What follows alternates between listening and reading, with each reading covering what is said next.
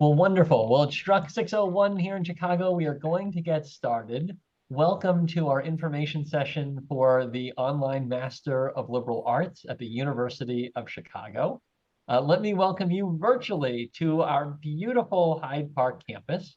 And we show this image because even though this is an online degree, we do have residential seminars that are in person where you can come for a week and complete a course on our storied Hyde Park campus.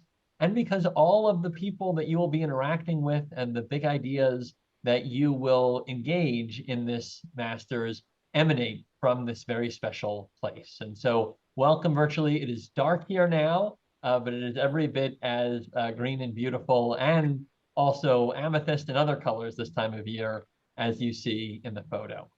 What we want to do this evening is walk you through a snapshot of the MLA, really talk meaningfully about the learning journey, and then talk through some of the logistics, timeline, and details. And most importantly, we want to leave about 20 to 25 of the minutes for your questions so we can really be responsive to what you're seeking in your journeys.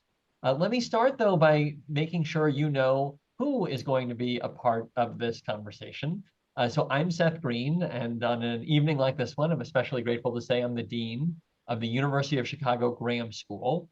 And we have among our graduate programs the Master of Liberal Arts. And while you shouldn't have favorite children as Dean, this one is very special because it really is the heart of the mission of the University of Chicago that you engage deeply in critical thinking across disciplines to develop really complex and sophisticated ways of looking at the world. And this has immense implications in how people can then approach society. And so I'm always really excited to talk to individuals who are thinking about candidacies for this graduate program. But let me turn it over to Tim Murphy, who can tell you a little bit about himself, and then he can tag Carrie and Beth after that. Tim, who are you? Good evening, everyone. My name is Tim Murphy. I serve as Program Director of the Master of Liberal Arts program. Last month was my 8-year anniversary working at the Graham School. And the last 2 years and change, I've been serving as Director of the MLA. And prior to that, I was a student at Chicago. I did my undergraduate work here in history and came back a few years later and did a master's in 20th century American political history. Carrie? I am Carrie Dempsey. I'm Director of Recruitment for the MLA program. I've been with the University of Chicago for almost a year now. Prior to joining, I was more centered on focusing on providing recruitment support to degree programs that were centered around hard skills. And I made the very intentional career shift to coming over to here to support the MLA program. One, because my own education is grounded in liberal arts, but also I really feel that liberal arts nurture a broader way of thinking that's critical for both our personal and professional lives. And I love that I get to connect new learners with this program each day. Thanks, Carrie. And Beth, our student, who are you? Hi, everybody. I'm Beth Cornelli. I'm here in Chicago, and I'm in the second year of the MLA program. I have a background. I have an undergrad in journalism and an MBA, so I guess what you would call a lifelong learner. I've worked across industries, investor relations, communications, finance, kind of across the board. Currently have my own consulting practice, and have enjoyed the opportunity, which I'll tell you a little bit more about my experience in the program. Wonderful. Well, we're going to be coming back to all three regularly throughout this conversation.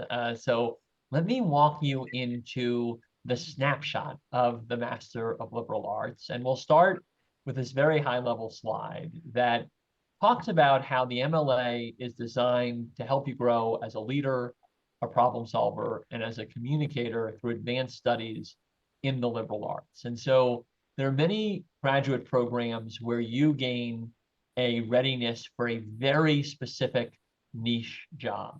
You know, you learn data analytics, or you learn complex coding, or you learn, this is on the other end of the spectrum. The aim is for you to engage across all of the disciplines at the university in a really deep way.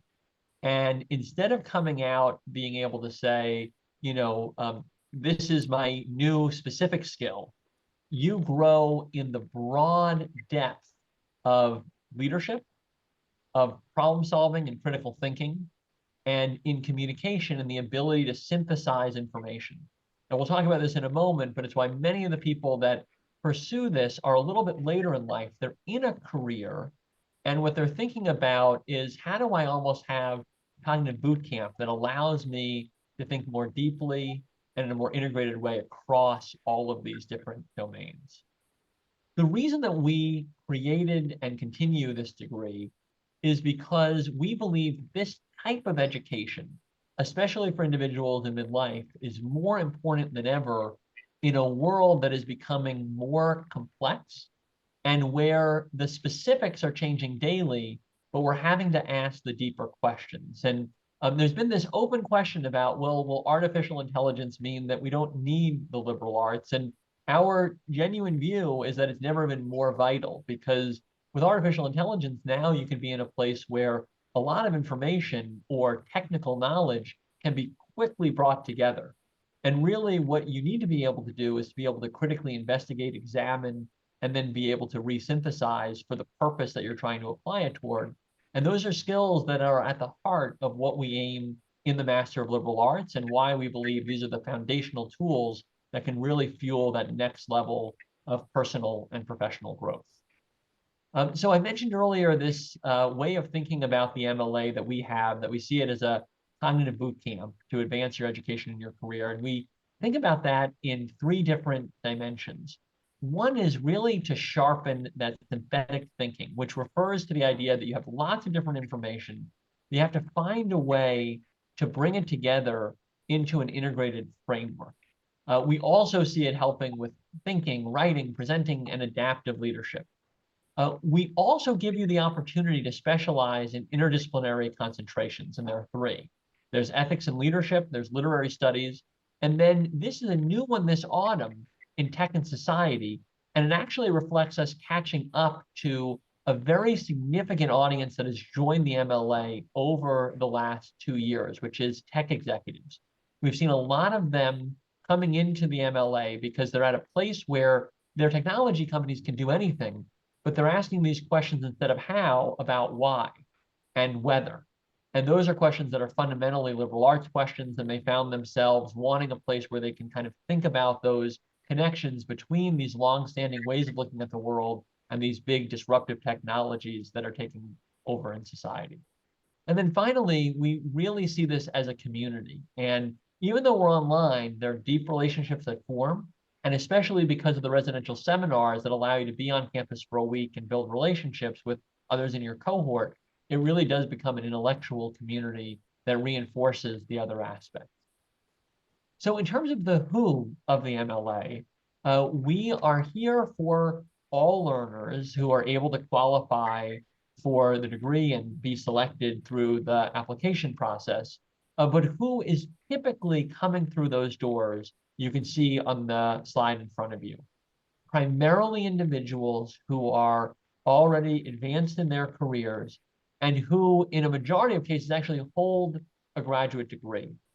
And where they want to go is they want to be able to bring the power of interdisciplinary thinking to their jobs. And so a number of people have, and we'll hear from Beth in a moment, have said, you know, they get a master's in computer science, a master's in business administration, maybe they're a lawyer, and they get to a certain place in their career where suddenly they have significant management and oversight, and they're having to see across a level of domains that includes areas where they are not expert and where they don't intend to become expert, but where they want more fluency and an ability to engage.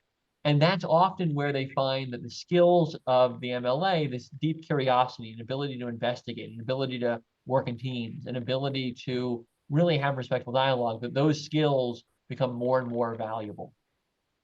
These are some of the qualities that when we talk with our MLA students, they describe about how this degree really fits who they are, and that they're extremely curious, that they really want rigor in their education, that they love innovation, that they are highly collaborative in their learning.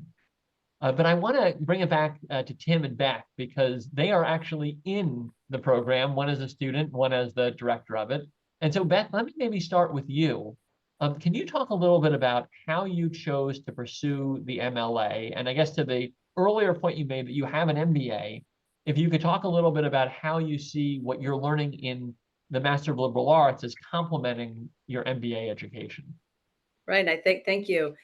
Yes, I mean, I did a lot of research and I really started looking back at it. And Tim can attest to this because I went to this type of information session back in about 2018. And throughout up until that, I had done a lot of research. And I really am, back to your point, curious. I have this nerdy obsession of looking at programs and course catalogs and things like that and saying, that sounds great. That sounds great. That to me, it's always hard what to pick.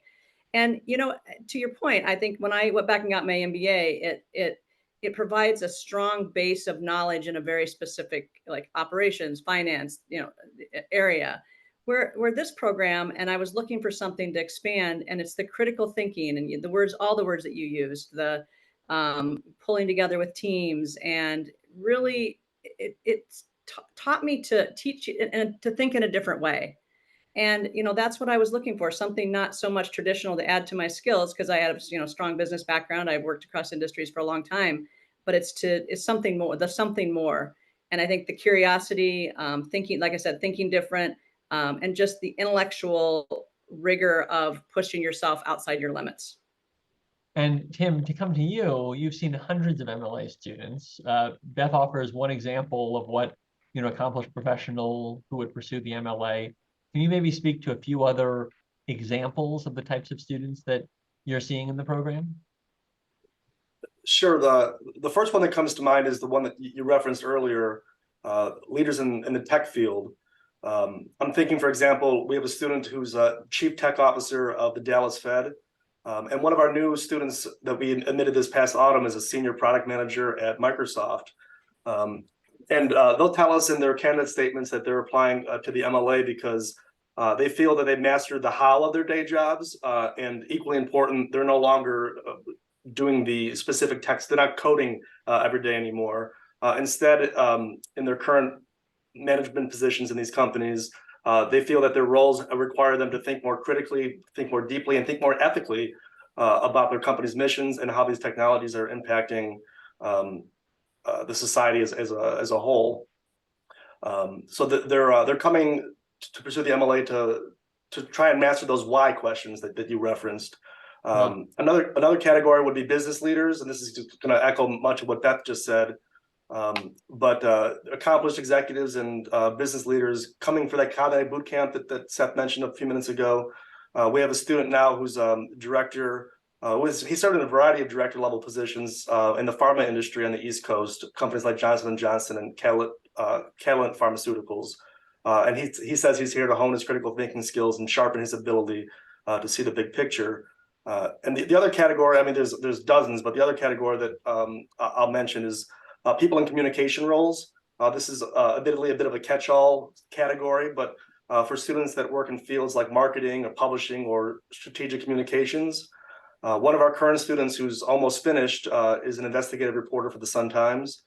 And these types of students, unsurprisingly, already write very well when they come to us, but they're seeking to further hone their skills with the pen by writing in different subject areas through the interdisciplinary curriculum and through guided readings in some of the masterpieces of literature, both of which that they receive in ample measure through the MLA program. Well, so I want to investigate one other idea. We talked about these concentrations. And so, Beth, I think you're in ethics and leadership. Am I remembering that correctly? So can you talk a little bit about how your MLA courses have helped you think about leadership? And I realize in your case, you're also advising leaders as a consultant now, so you may see into this in numerous ways, and just how you see the value of kind of liberal arts education to leadership development. Absolutely. It's interesting because I've had leadership roles throughout my career, and coming in, I have the ethics and leadership concentration. And the beauty of the program is, as you probably will go through the curriculum, but it's across it's section of different classes. From I have neurobiology of everyday life and climate and pollution, so a kind of across. And now I'm taking ethnography, which the first thing I had to learn was how to actually say that. It's not something I even knew about. So the research, and it's new things that I hadn't learned before. But then in my leadership classes, I took a residency, one of the residencies in digital leadership, and it's digital ethics.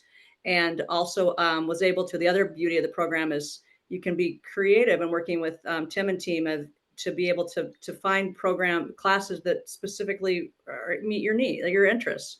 And so I took a class in Booth and actually leadership, and it's things that I'm, maybe sometimes have been exposed to, but looking at them in a new way, and more importantly, things that I didn't even know about. So yes, it's from a leadership standpoint, and also the people that you work with in the classes. Like you mentioned, lawyers and technology and finance people, and you learn how to come together as a team, which and taking a leadership role in certain projects and across the board, it's a shift in perspective. So it's taking all the experience you have as a leader, but then and kind of just, okay, I'm going to open my mind and think differently. I mean, not just beyond critical thinking, beyond, wow, this is something new that I didn't even know about already before, and I can do it. And I think we'll talk about in a little bit about, and how you do things you didn't know you knew how to do, pushing yourself. Well, so Tim, just before we jump back into the slides, I mean, anything to add in terms of how you've seen individuals grow in the MLA? Well, I think my initial response to that would be to speak to the confidence that students get. So while most of these students are already accomplished in their careers, for some of them, it's been a while since they've been in a formal classroom. Starting that journey in a place like UChicago can be a little intimidating. And so it's particularly rewarding to see students who are a little bit nervous about enrolling in their first class be the first person raising their hand to sign up for the neuroscience class or a class on cosmology. But a more concrete example would be to speak a little bit about Omar Imtiaz, who's a recent MLA alum, and we have a profile of him up on our website.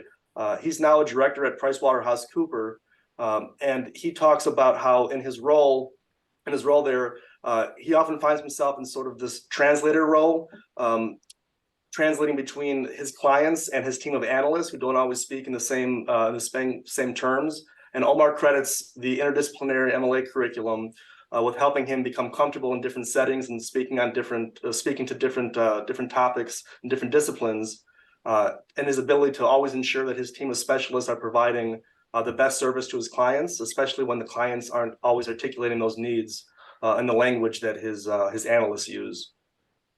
Well, those are great examples. We're going to come back to you both. I'm going to kind of walk us through the learning journey, and then we'll talk to Tim and Beth about that journey.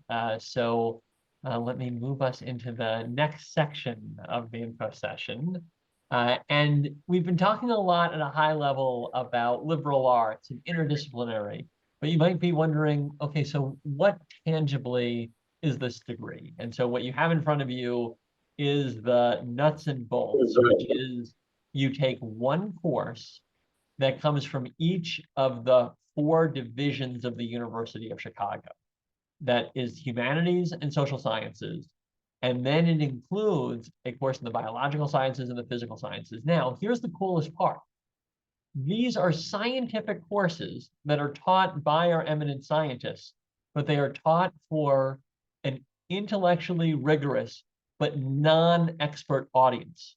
So what they do is they think about, how do we take our courses and the key intellectual ideas, but get rid of the really complex math or pre-requirements that you might need in a typical course in this area. So, Rocky Cobb, who is the eminent astronomer at the University of Chicago, teaches about how to understand cosmology, but unlike in his graduate level classes in the division, where you would need to, have really complex math and be part of this kind of long-standing, kind of curriculum in astronomy, you get to look into this and look at the big ideas, and look at the contestations over time. Like, he loves talking about Galileo and how he understood the world and how he went on trial. So you get all of that kind of understanding and fluency and familiarity, but it is taught for individuals who we know are non-expert, and we don't assume any explicit background in those scientific areas. So it's a way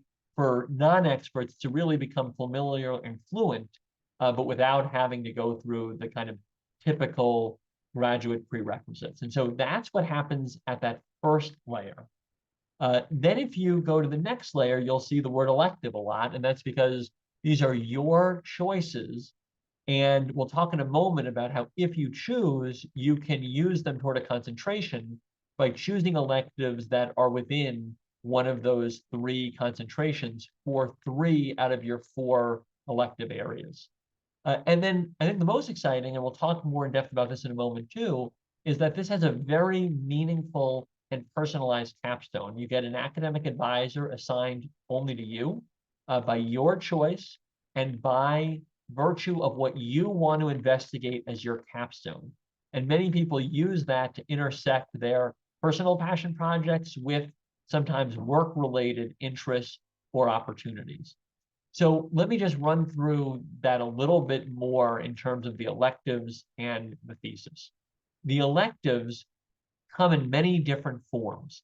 And so what you can do is you can be intentional about electives, for example, all that have an ethics and leadership component, or all that are at this intersection of tech and society.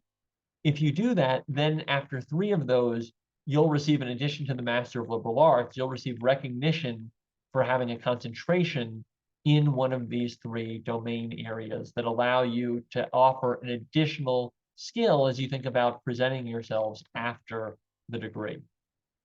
We also are really proud to be a place where we encourage novel knowledge in the thesis project. So this is not at all cookie cutter. There is a writing advisor, there is a MLA director, and then there's an academic advisor. And you'll work with them to really think deeply about what's the topic you want to investigate and how can you do that in a meaningful and rigorous way. And because of the structure of the MLA being very flexible, we allow people to do that sometimes over multiple quarters because sometimes that investigation takes time. And so this is set up for working professionals. So it's very rare to be able to have the rigor of a thesis of this type, but to do so with a schedule that really meets the needs of working professionals. So this is what you would expect in a graduate level program that was full-time, in person, and has all those dimensions. But we've added flexibility to allow people from many different backgrounds who are working full-time to still be able to accomplish such a really meaningful capstone feat. And you'll see here are some of the examples of theses that have recently been completed. And what you get in these is, one, a sense of the diversity of the topic areas, but 2, you can probably see in this kind of how it connects to people's own goals. So economic survival of small Chicago area farmers during COVID-19, leadership skills that enabled success in the pandemic, is coming from someone that actually is involved in that and wants to apply all their knowledge from the Master of Liberal Arts to their own experience and to kind of investigate things that they've seen in their own life in an academic and rigorous way. So what is special about the University of Chicago? Well, we believe that there are at least 4 elements of the classroom that really build out a distinctive UChicago experience. So the first is that you have extraordinary faculty, but they're not only great in their research, more importantly, they are incredible facilitators of knowledge. And there is a real commitment to Socratic dialogue and interactivity. We have all viewpoints welcome. Many of you probably know the University of Chicago has been relentless in our commitment to free expression and a belief that, when we have diverse viewpoints, it helps everyone to grow. We very much facilitate the exchange of ideas. And then in this particular master's, we are able to facilitate a really convenient format. I will say one thing that is different is sometimes you see online programs and you get videos in advance. It's very asynchronous, and that may work for some people who need total flexibility in schedule, who want to, be in class while they're on a run. Our approach is synchronous online. So you're in a small classroom, you are learning in a highly interactive way with peers. And so it's online, but that really just means that we're taking the typical small seminar classroom into an online environment for flexibility. It doesn't mean that you're seeing a video as your professor. One of the things that we are really proud about is that we have the most eminent faculty of the University of Chicago teaching. And that's because many of them really want to be with adult learners. What they have told us is that this helps them to become better faculty. Many actually who are, for example, scientists in particular, who are writing trade press books. So, they get tenure, they are eminent in their fields, they're publishing in academic journals. Then they say, I really want to publish something for a broad audience, something that will show up at, Barnes and Noble. And that's new in their experience. And so many of them actually turn to us and say, can I construct a course? And could we actually bring this knowledge and see how people that are non-scientists react? And could I have them read as part of this course, early chapters of my book and give me feedback? And so just as an example, Peggy Mason, who's a neuroscientist, is working on a trade press book. And she, is really excited to teach in this program because this gives her a chance to really engage in these big questions with people that are really smart, but are non-scientists and that are eager to kind of engage. And her view is if she can find a way to really engage this group, then that's a really great way for her to know what's the type of content that's going to be great for the book that she wants to publish for, a public audience. We also have residential seminars. So it's online. We believe in community. We've been able to marry those goals by having these 1-week condensed courses. So you get 24 of your contact hours just over that time that you're in Hyde Park from Monday to Friday. And so it allows you potentially, if you have a really busy career, you maybe want to take a class in a condensed way so that it doesn't kind of, hang there for all 10 weeks of the quarter. It also allows you from anywhere in the world to come to Hyde Park, feel part of our university community, but to do it in a very efficient fashion. And so you'll just see here an example of the course that we just had with Ken Warren, who's an eminent scholar in English literature, and will be coming up in the spring to a bioethicist who'll be looking at ethics in biotechnology and kind of the frontiers that are now possible in human health.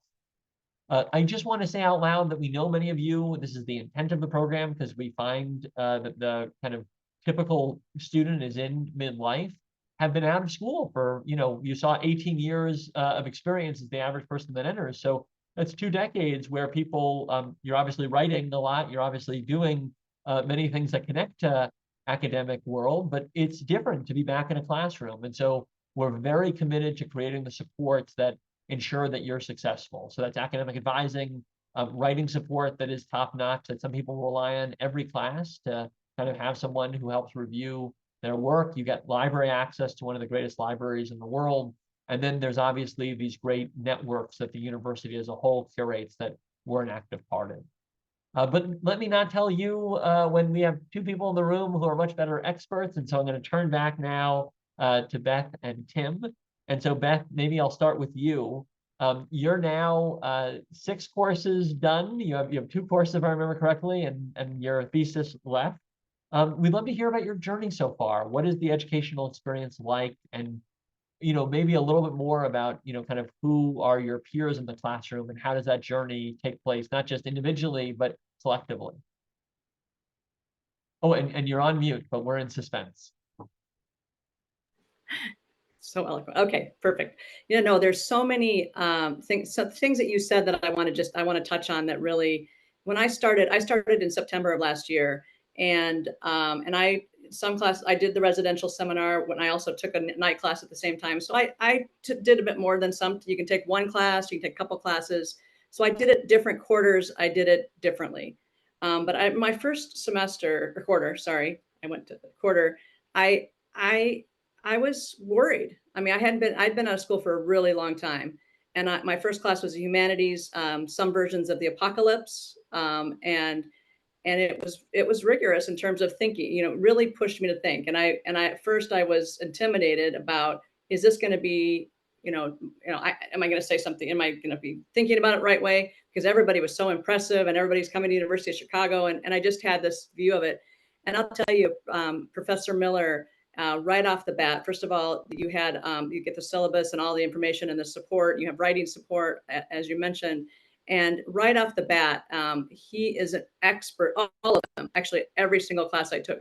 Each of the professors are, and a facilitator is a good way to put it, because what makes the classes so interesting and rigorous and exciting and, is people talking and people connecting and sharing their thoughts. And in that process, I realized, okay, I can do that, push me out of my comfort zone. But also to that is the amount of, it's not too much. I mean, it's the right amount in terms of to be able to work full time, and also from your reading perspective. And then also taking a class online, in the residential program on campus. I highly recommend that. You get people who are across industries, across experiences, and you really get to know each other very well. And I think and I took Professor Mason's class in neurobiology, and you don't have to have a scientific background, but you learn a lot. And that's the thing about, like, when I got my MBA, I had a new language. And the same thing with the MLA program, that I now, like with the ethnography, and what is that? I think about that from that perspective. And I think that's what, from my education journey, has been one of the biggest rewards, and being able to, take that back to my life. Thank you, Beth. That is beautiful to hear. And Tim, you've seen into scores of classrooms. Can you just talk about what you see as distinctive?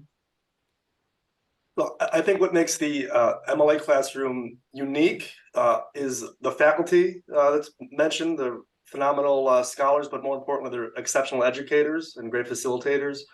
So the faculty, the students that we've heard so much about, and the way in which they interact, the Socratic seminar is how we run our classrooms. So classes meet live. There's no asynchronous work in the MLA curriculum. Classes meet live for conversation among peers, and the students are learning just as much from each other and from the give and take in the Socratic conversation as they are from the faculty members. The phrase spirit of joint inquiry, I think, sort of captures it well. There's the contentious issues that are discussed and grappled with in the classroom. So there's debate and there's disagreement, but that's done collegially and done productively. And so, a police officer and a defense attorney will have different takes on who's at fault in a Shakespeare play, but sort of the magic of the MLA classroom is when they're encouraged to sort of hash out their differences and, well, why do you think that? What's your evidence? And everyone in the room walks away a little bit more enlightened. The faculty are just as eager to be there witnessing that conversation as the students are. Well, can I say one thing? Can I add one thing too? I took the climate and pollution class, and Professor Archer, and it just goes so fast. I mean, you have the class from 6:30 to 9:30, and we talked about, it's like a group of friends getting together and talking. It's obviously more than that, because you're learning and having to synthesize papers and things like that. But it's exactly what it is, and it's that, the joy of that really coming together, learning together, the faculty and the students, and that was a good way to put it. And it goes, so, like I said, I can't, like, my quarter's almost done this. I can't believe it's almost over, and my whole program. Well, so I have one more maybe power round question for each of you, because I want to turn it over in a moment to Carrie to just talk about some of the details of kind of application timeline. But UChicago can seem a little bit intimidating. In the chat, we put in the answer to the question, how long are theses? 35 to 50 pages. That can feel a lot, especially in mid-career. Can you just talk a little bit about how it felt to come back to the classroom later in life, Beth?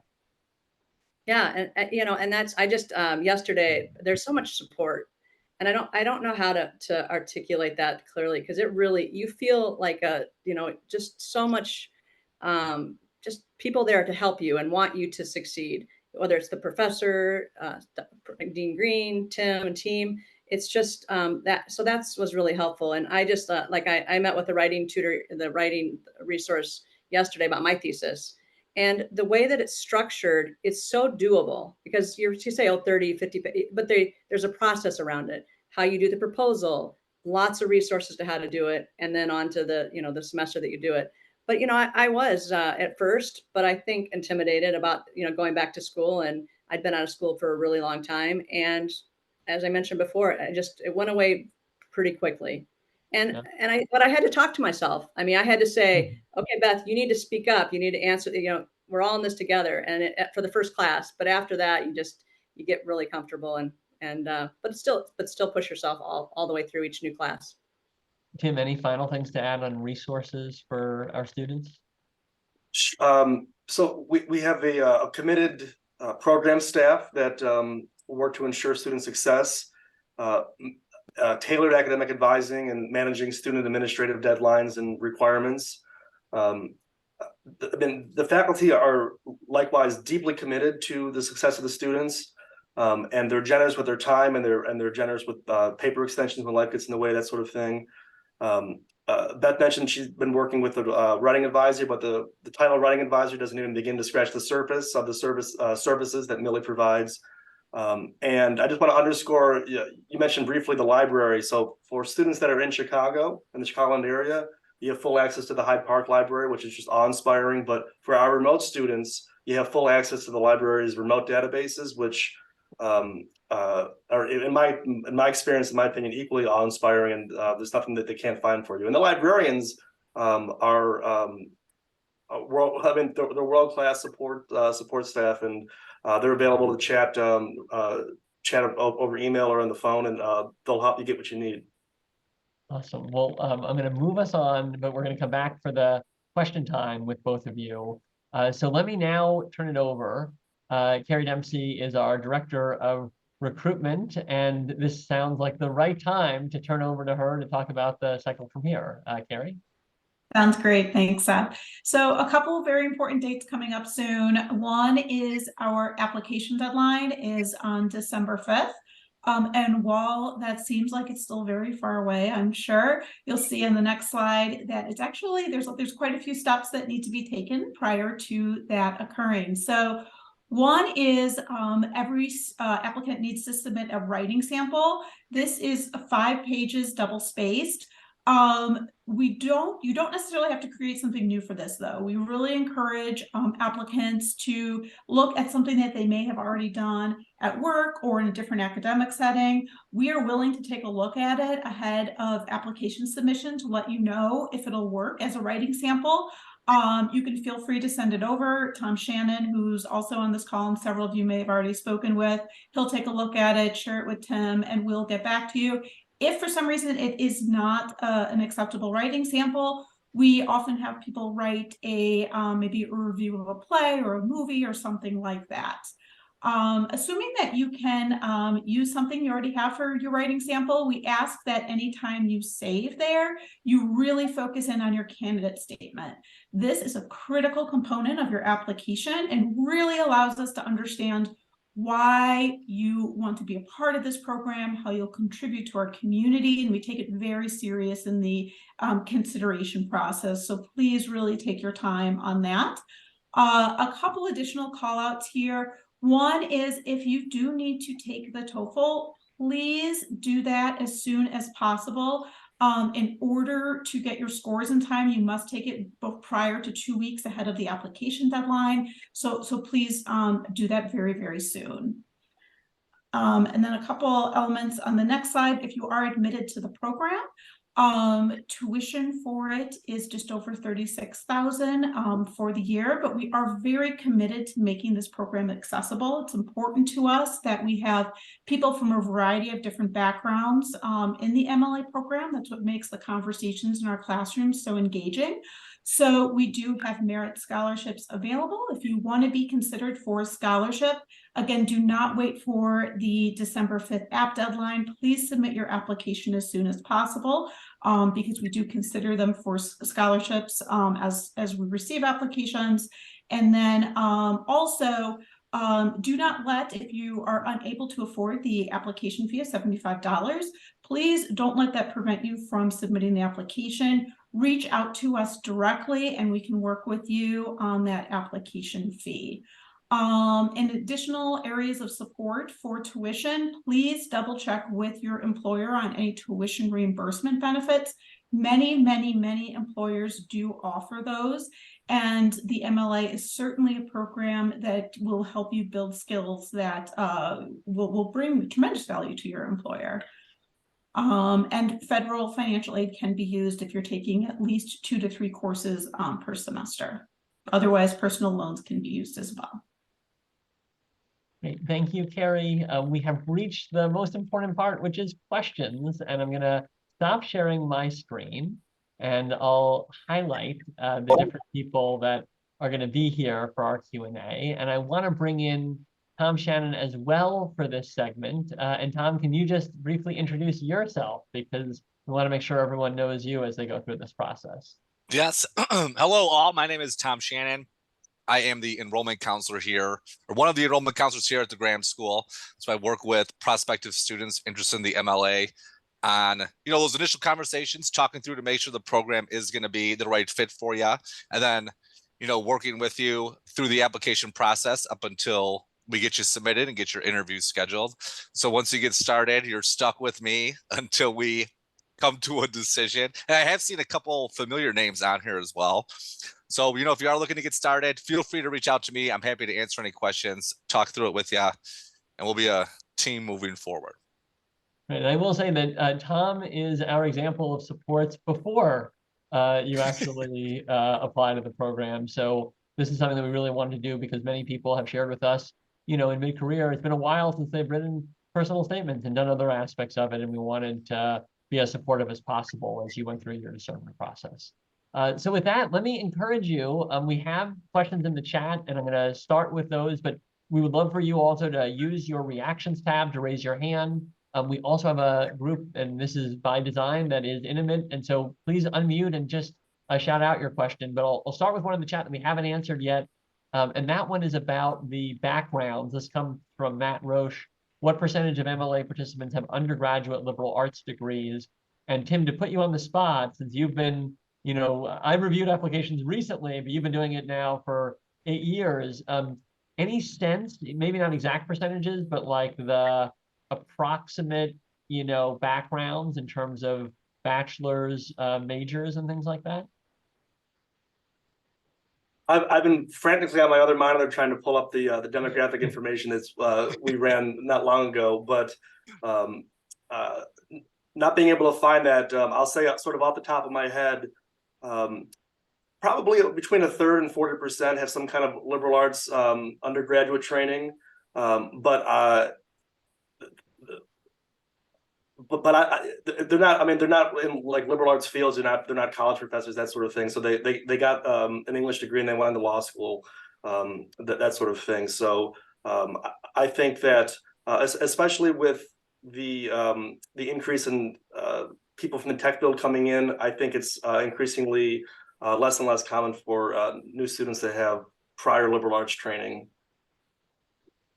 And I was able to pull up, it took me a moment, but I was able to pull it up. Our top undergraduate majors that we've seen are English and journalism, business and economics, history and political science. Great. I'll tell you, I had a journalism degree, and it's interesting to see how different the Socratic approach is. So different than the way coming into from a journalism degree. It was so differently. It's a different approach. And that is the biggest difference for many people in this versus their undergraduate or even graduate experience, that, there are no large lectures.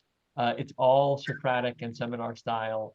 And so especially for people that went to public universities or larger privates, it is a change. And it fits for many people at this point in life and at this point in the world where, you can get information through a podcast or a YouTube. I mean, really what we think is special is to be in the model of co-constructing knowledge with others. And what research shows, that's what ultimately helps you to transform the most, is when you're a participant in your knowledge construction rather than a recipient. What questions do you have? What else do you want to know? Please unmute and also tell us who you are. We're always curious in these settings.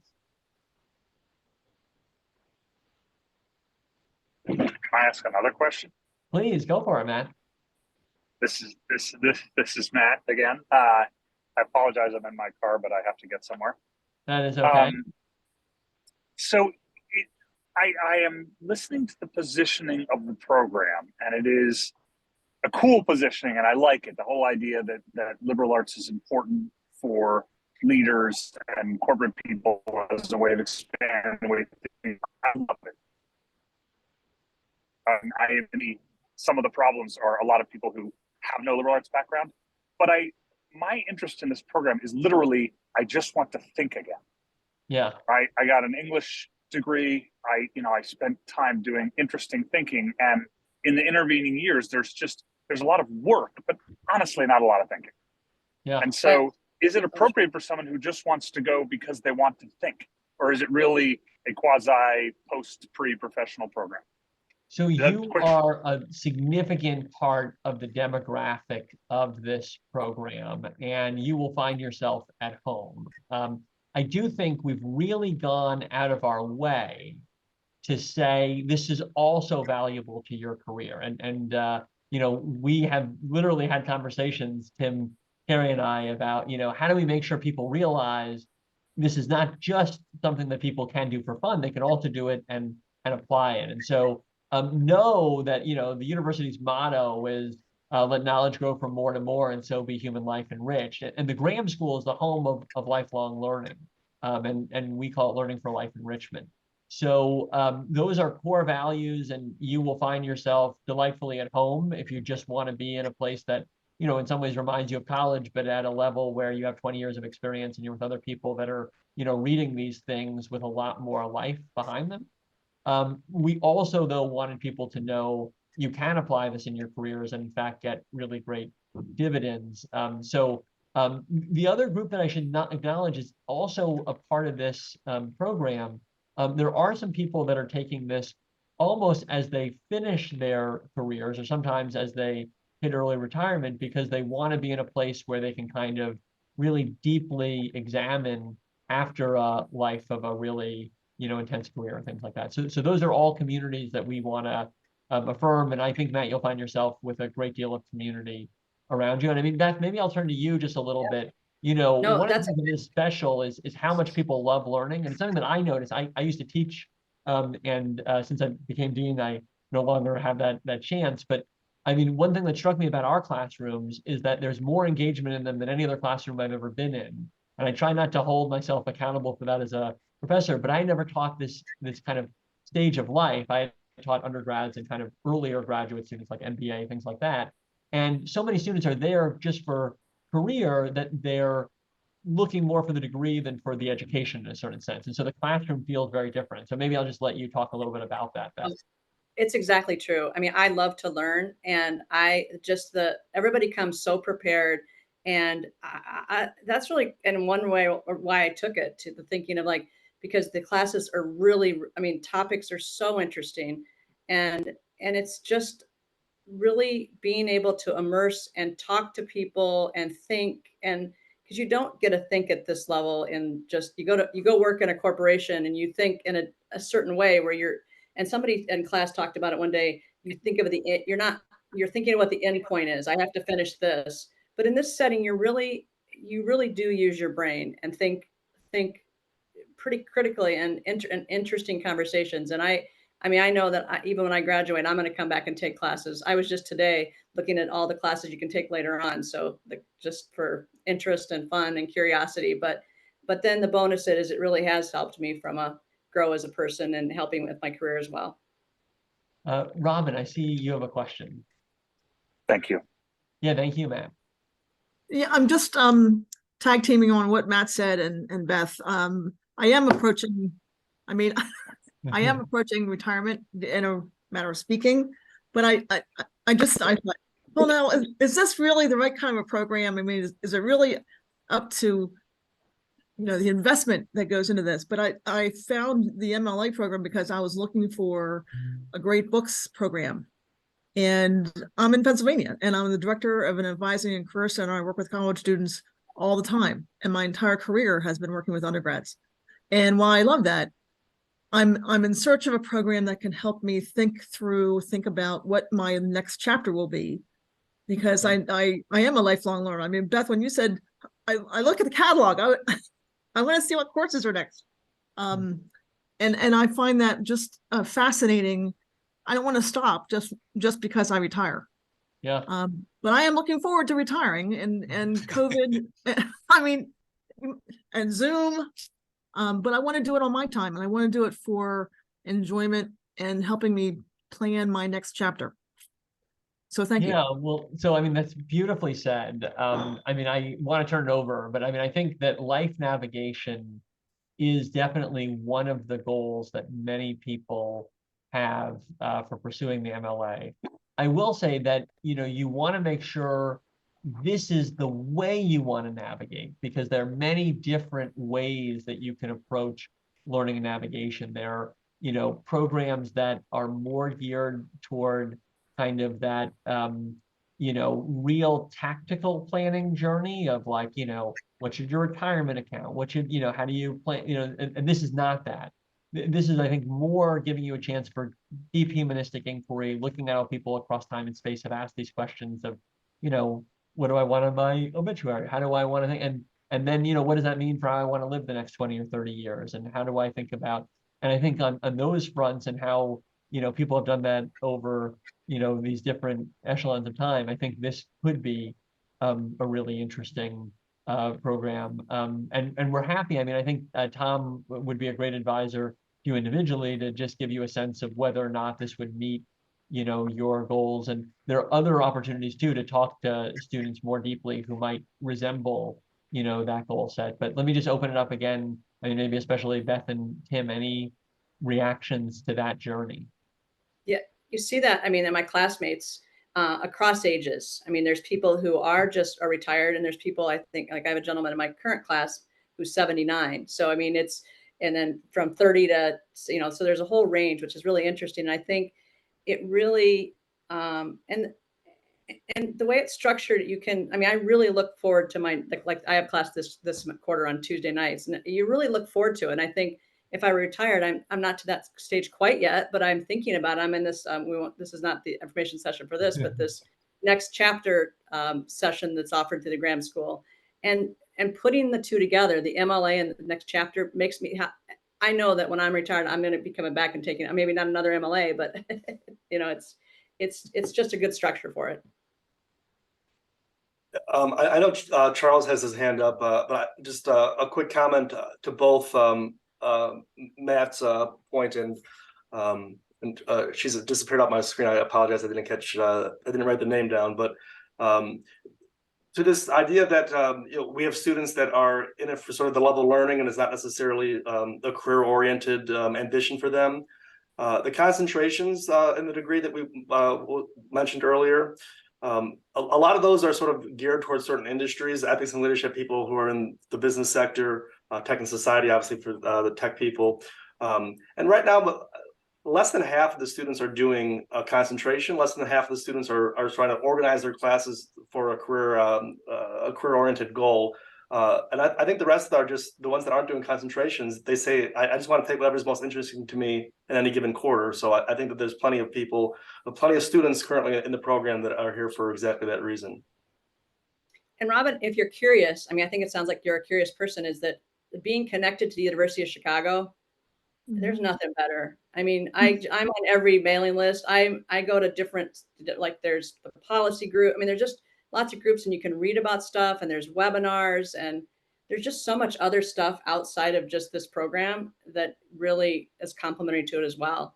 So at any stage in your life is, and I've been, experiencing that for the last 10 years. University of Chicago is so good about creating programs for the community. And that's really how I'm like, someday I want to be connected to this great university. And that's, to me, it's just a privilege to be able to be here. Super. Thank you. Thank you, Robin and Charles. Thank you, Seth. So let me just say, I really appreciate your comments there, Beth, especially as a U Chicago alum. I do get to go to a lot of different alum events. And I was just recently in Hong Kong because I'm a Booth alum. And they had a Hong Kong celebration, a fifth annual celebration for the Hong Kong satellite campus out there, and it was great. But let me just quickly jump to my point here. So I really appreciate what Matt said and what Robin said, and this journey here for me is really personal as a lifelong learner, and I really do want to think more deeply, especially about tech and society, because that track really is appealing to me. And I did have a chance to go to one of your earlier info sessions. I joined a little bit late. I didn't catch the whole thing, but you had a gentleman on there who made a comment that was really profound to me. He was making some points, and he mentioned not only how tech impacts society, but how society impacts technology. Yeah. That really resonated with me. And so I'm really interested in this program. But I have to say, in my job, it's very technical. I don't do a lot of, just general writing. Anything I write is really technical. And so I'm just curious what are you looking for in that 5-page essay from us? Because I don't do a whole lot of general writing, but I am looking to express myself. That's for sure. Yeah, well, I mean, Tim, you're reviewing applications as the first line. Do you want to share what you look for in those? The question's about the candidate statement? Yeah, I think so. Yeah, I the mean, five-page Or the candidate statement, sample yeah. writing, the sample writing and the candidate statement, if you don't mind. Yeah, that's Yeah, fine. sure. So the candidate statement is your opportunity to sort of tell us so the impetus behind your interest in the MLA, what you hope to do with the degree. And one thing that we look for is sort of for the candidate to convey that they understand what they're signing up for, and they understand the curriculum and why it is that this particular program is appealing to you as opposed to the plethora of other ones that are out there. And the writing sample, as Carrie was talking about, it can come from all sorts of different sources. It can be work documents, prior papers, and really all we're doing with the writing sample is just trying to gauge the level of your writing, understanding that improving writing is a big reason why people apply to the program, but just to make sure that coming out of the gate that you'll be able to go into your first classroom and get the most out of it. Sure. Okay. Thank you for that. Yeah, I really am interested or looking forward to just thinking more deeply and then also expressing myself on some of the things that I think about in the setting, in the classroom. Thank you so much, thank Charles. And how wonderful that you were at our 5th-year anniversary in Hong Kong. I had a lot of colleagues that were there, and they said it was a beautiful celebration. Yes, it was. It was fantastic. So yeah, thank you. Thank you. Jay. Oh, yeah, perfect. There you go. You said Jay. I'm sorry. You going by on the screen name. I'm sorry. I'm Jason. Hello. Oh, Jay. Okay. Yeah, I'm being you answered half of my question already, so thank you for that. But I'm very curious. I am retired. I'm military, career military. I retired last year, well, a year and a half ago now, and I work currently for DoD, Department of Defense. Yeah. And I took a position. I mean, I've been in leadership all my life, basically the military, but I took a position in the government that's right next to my next promotion will be on the leadership skill. So right now, I'm stepping back just to take a breather from that environment, but I know soon I'm going to be head first into that environment. And the government or DoD is so, to me, so lethargic, so behind in times. I want to bring some knowledge from the corporate America or the common society and merge that into my positional roles in the Department of Defense to make us more competitive with the world per se, as far as me, because I'm an acquisition analyst. So we're so the disconnect from what we do in the government to everyday corporate America and normal America is it's a bridge. So for this, I feel that I can leverage current and future together, man, and just to get the government personnel, the head personnel, to think different outside. We're a very structured organization, Right. but there's not a lot of flexibility for outside critical thinking and new ideas because we're so stovepiped into that organization. So for me, this is like bringing or trying to merge outside to inside and have a better product overall. Well, yeah, thank you for sharing that. I mean, I do want to say that one way we think about the liberal arts journey at the school as a whole is that we're helping people to really develop or sometimes keep fluid intelligence. So typically institutions and people as they age, they develop crystallized intelligence, which is wisdom, which can be quite useful. But what happens is that you see patterns and then you assume that the next is going to be the same. And the liberal arts, because you look over so many divisions, it kind of challenges you in a way that really encourages your fluid thinking and your ability to see different ways than maybe according to the lens or the paradigm that is most traditional. And so I do think that this could be very valuable. I do want to say that someone looking at that early stage of thinking about corporate leadership more in a kind of purely business context, right?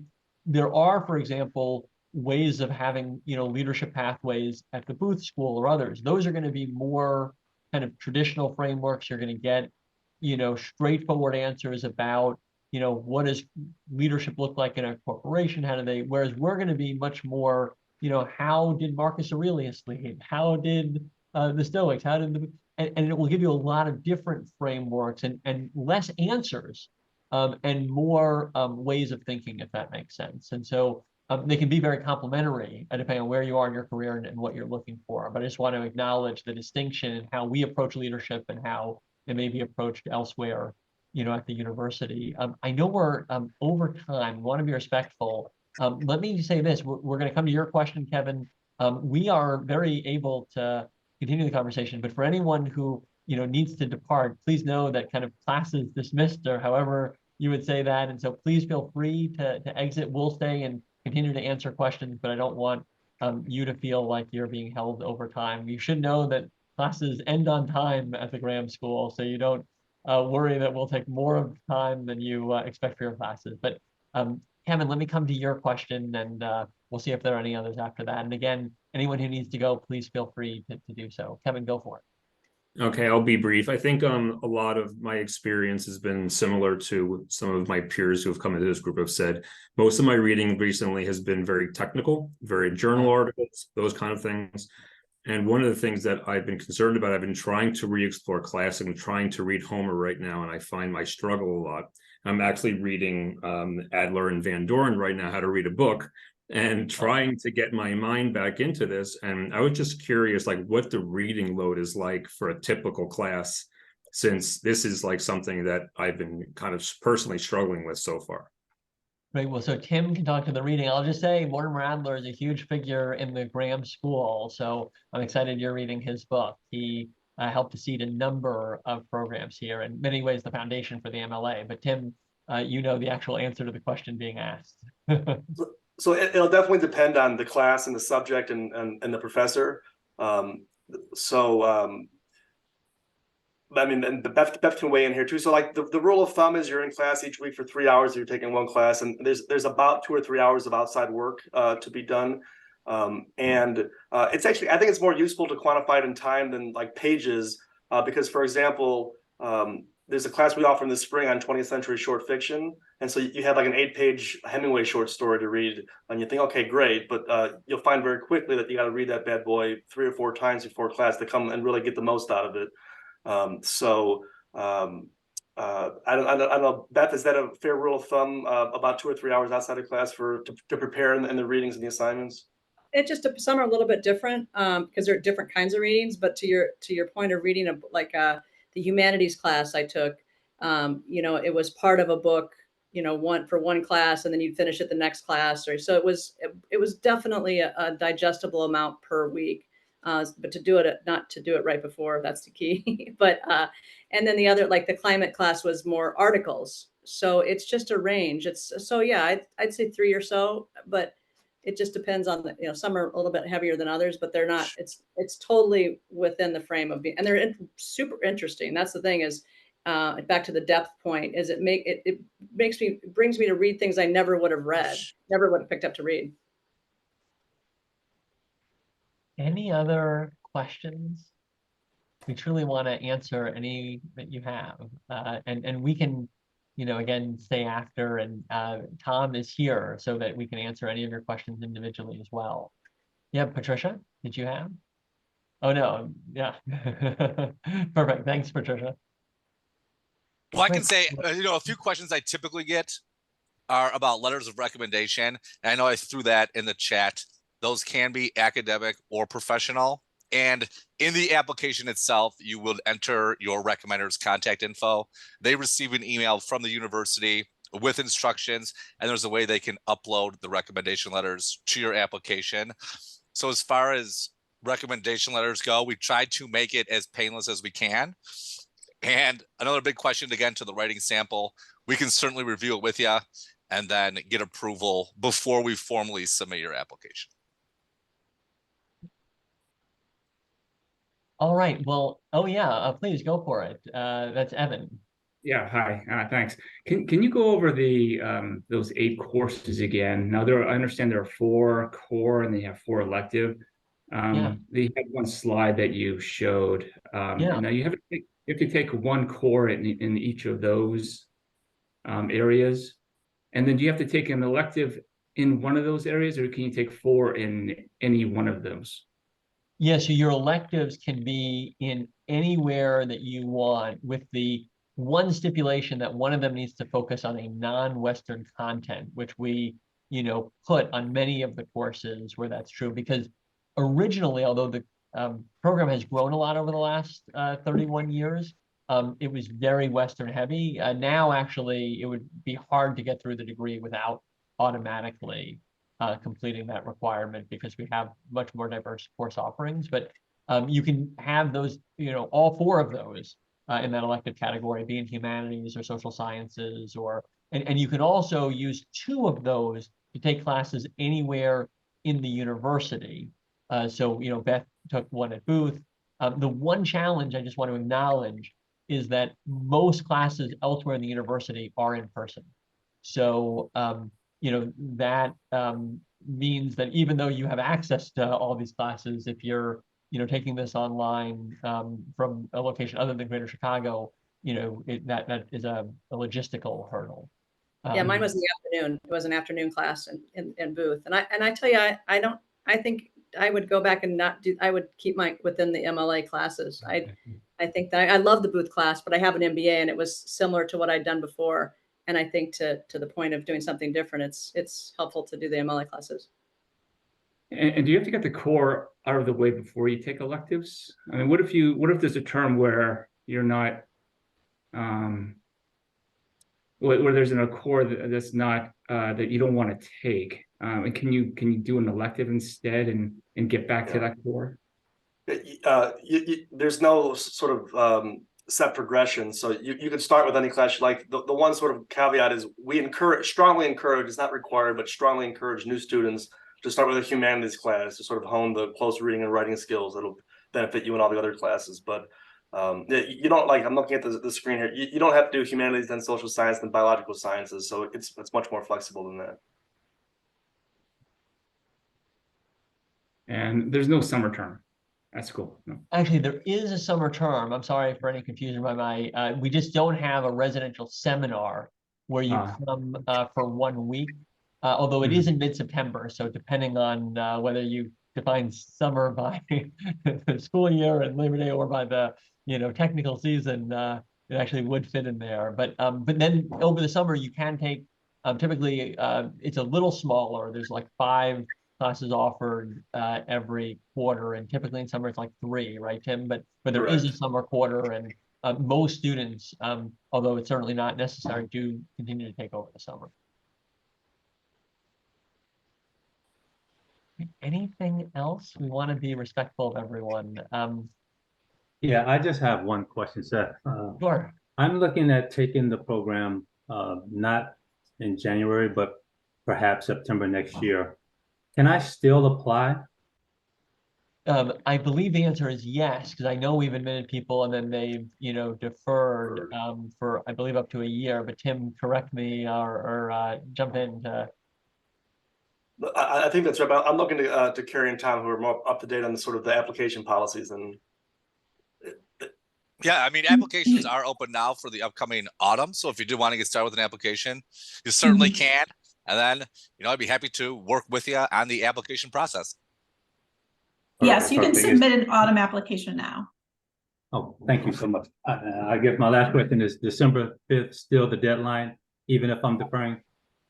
Well, so No. if you want to come in autumn, you don't have to apply by December 5th.